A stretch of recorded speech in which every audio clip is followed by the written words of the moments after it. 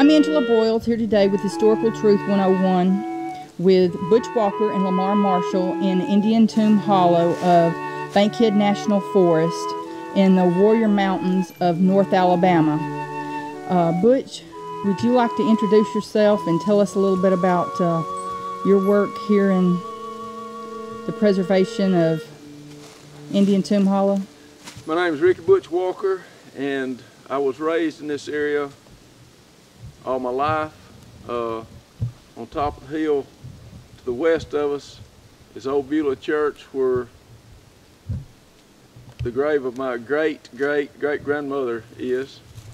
And on this little hill over here, it's called High House Hill. My grandfather, when he was a little boy, was raised in that old house. It was an old plank house. Actually was part of the Alexander plantation. But as a little boy, my grandpa would bring me in here and we dug ginseng all in this area. And we hunted this area, squirrel hunted. Besides hunting roots, we would come in here just on a regular basis just to enjoy the area. The upper part of it has got 3 big waterfalls. It at one time was not heavily populated, but there were houses down through here. And there's an old cemetery up here that's the Gillespie Cemetery, named after James Richard Gillespie, who was one of the first pioneers that settled here and fought in the Creek Indian Wars. But the history of this area goes back a tremendous ways, and today, thanks to Lamar and a lot of other people, we got this area protected as a cultural heritage area for the Bankhead Forest. I'm going to let Lamar introduce himself and tell you a little bit, and then we can talk some more. Okay.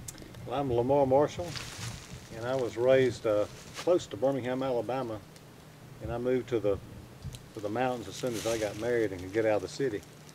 1991, I moved into the Bankhead National Forest and bought a 100-acre inn holding. And one of the things I noticed here was when I go out into the forest was that the forest was being cut out. And I was wondering, you know, within this a national forest, why were they cutting down this national forest? Beautiful old national forest around us. So I met Ricky Butch Walker. That was 20 years ago. And together, with meeting Butch and other Native American descendants and concerned citizens, we formed a small group that we call the Bankhead Monitor. We began to voice our opposition to the Forest Service policies that were cutting down the forest.